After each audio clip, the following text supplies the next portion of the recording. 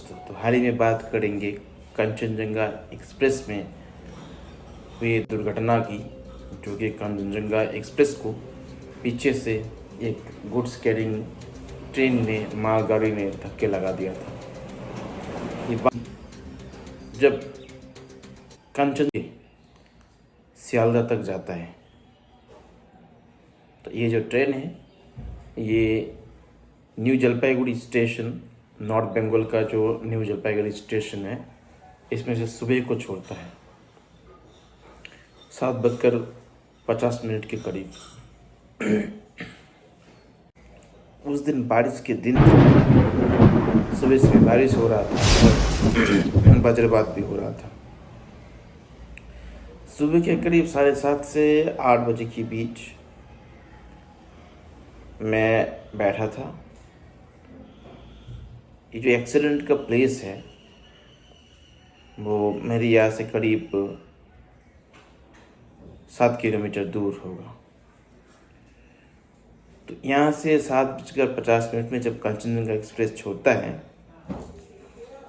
ज़्यादा दूर क्रॉस ही नहीं होता है। बस न्यू जलपाईगुड़ी स्टेशन से जो रानीडंगा है 10 या 15 मिनट का दूरी जो डिस्टेंस है वो क्रॉस करता है। और रानीडंगा में एक इंडियन ऑयल रिफाइनरी है, उसके पास में एक बड़ा सा क्रॉसिंग है। जितने भी ट्रेन्स जाता है दूर दूरांत का वो होके जाता है, वो ट्रैक होके। तो वो ट्रैक भी क्रॉस कर चुका था। ट्रेन जो है निमाईजोत एरिया में रुका हुआ था।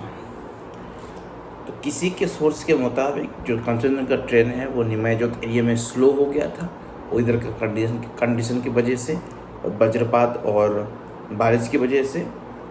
लेकिन बारिश और वज्रपात में कितना इफेक्ट आता होगा ट्रेन के ऊपर, ये भी एक क्वेश्चन है। तो कोई कहता है कि वहाँ पे रेड सिग्नल था तो कंचनजंगा एक्सप्रेस रुका हुआ था। तो उसी समय पीछे से हाई स्पीड में जो मालगाड़ी है उसके पीछे वो टक्कर मार देता है। तो क्वेश्चन आता है मालगाड़ी उसको कैसे टक्कर मार सकता है, क्योंकि हर ट्रेन का अपना अपना एक फिक्स टाइमिंग होता है और उस फिक्स टाइमिंग में वो लोग जब जाता है तो वो लोग को अपना अपना ट्रैक से जाता है। अगर कोई आगे रहता है कोई पीछे रहता है तो सिग्नल सिस्टम से उन लोगों को सिग्नल दिया जाता है आगे बढ़ने का, रुकने का। तो उस सिग्नल सिस्टम के होते हुए भी ये इतनी बड़ी दुर्घटना कैसे घटी है, ये एक अनसुलझी मिस्ट्री होके रह गया। लेकिन जो मालगाड़ी का लोको पायलट है उसका डेथ हो चुका है। तो अभी रेलवे डिपार्टमेंट डायरेक्टली जो लोको पायलट है उसके ऊपर वो जिम्मेदारी दे दिया कि जो ये एक्सीडेंट का है उसके लिए रिस्पॉन्सिबल वो ड्राइवर है। तो अब क्या हुआ था क्या बता, क्या जो लोको पायलट है उसको रेड सिग्नल मिला था रुकने के लिए कि सामने और एक ट्रेन खड़ी है, कंचनजंगा एक्सप्रेस ट्रेन खड़ी है, कि आप वहाँ रुक जाए, या फिर वो सुबह का टाइम था, या फिर वो सो गया था और वो सिग्नल नहीं देखा और गाड़ी चलते रहा, या फिर वेदर कंडीशन ख़राब था, कुछ दिखाई नहीं दिया सामने से और वो मालगाड़ी चल पड़ी और उसको दिखाई नहीं दिया, वो पीछे ठोक दिए कंचनजंगा एक्सप्रेस का। तो हो ये गया कि जब कंचनजंगा एक्सप्रेस को पीछे से वो मालगाड़ी ने ठोका था तो उसमें धक्का लगाने के बाद जो इसका बोगी है उसका डब्बा है, एक डब्बा तो ऊपर खड़ा हो गया और एक डब्बा डिरेल हो गया, जो ट्रैक से डिट्रैक हो गया। तो उसमें बहुत सारा आदमी का, बहुत सारा पैसेंजर्स का घायल हुए और कोई डेथ भी हो गए। अब डेथ का जो हिसाब है ये भी अनकन्फर्म्ड है कि कितने सारे डेथ हुए हैं। वहाँ के एक लोकल सोर्स के मुताबिक उस दिन उस घटना में 4-5 बजे तक बोला था कि 3 ही आदमी का मौत हुआ है वहाँ पे। तो किसी सोर्स में मेडिकल कॉलेज का किसी सोर्स से वहाँ पे सुनाई दे रहा है कि बहुत सारा पेशेंट्स आ रहा है, विक्टिम्स आ रहा है, लेकिन वहाँ पे जो है उसको ट्रीटमेंट करने से पहले वो लोग दम तोड़ दे रहा है। तो अभी तक का सुनी हुई हिसाब के मुताबिक वहाँ पे करीब 20 लोगों की मौत हो चुकी है उस घटना में। तो ये घटना बहुत ही दर्दनाक है और जितना सारा सोर्स का इन्फॉर्मेशन आया है तो उसके मुताबिक जिस 2 बॉगी सबसे ज़्यादा अटैक्ट हुआ है वो वाला बॉगी जनरल बॉगी का था, जनरल कमर का था। तो ये भी सुना गया है जो किसी किसी का जो ट्रेन में इंश्योरेंस लिया हुआ था, एक जो ट्रेवल इंश्योरेंस मिलता है IRCTC की तरफ से, एक 10 लाख की कवरेज जो है वो भी मिल चुका था किसी डेड पर्सन को इमीडिएटली 1-2 दिन के बाद ही। ऐसा भी सुनाई बात आगे आया था।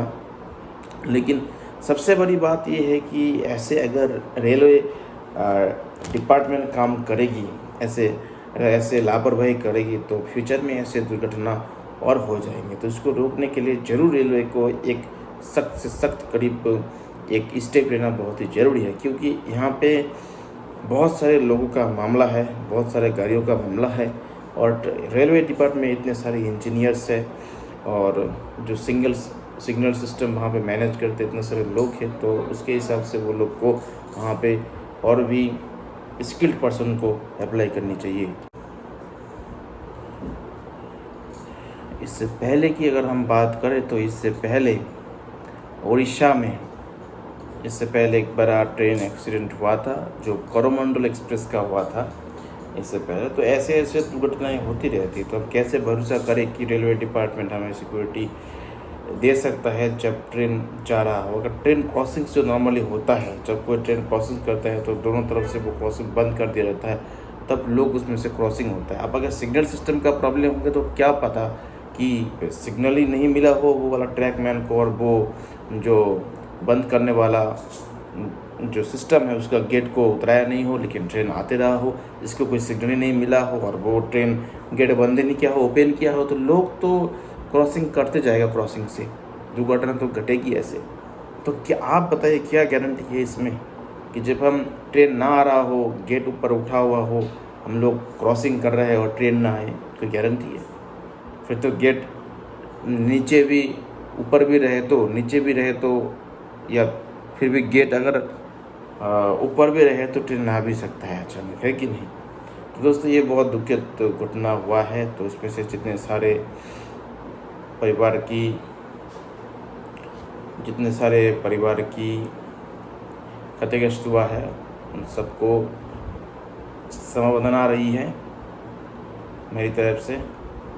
और इन फ्यूचर ऐसे दुर्घटना ना घटे तो रेलवे डिपार्टमेंट को हम सबको मिलके इसके ऊपर सूचित करना पड़ेगा, उन लोगों को इन्फॉर्मेशन देना पड़ेगा, जानकारी देना पड़ेगा और उन लोगों को ऑफिशियली वो सिक्योरिटी देना पड़ेगा और उसको कंफर्म करना पड़ेगा कि सब कुछ सही से काम चल रहा है, सब कुछ सही से सिस्टमेटिकली है।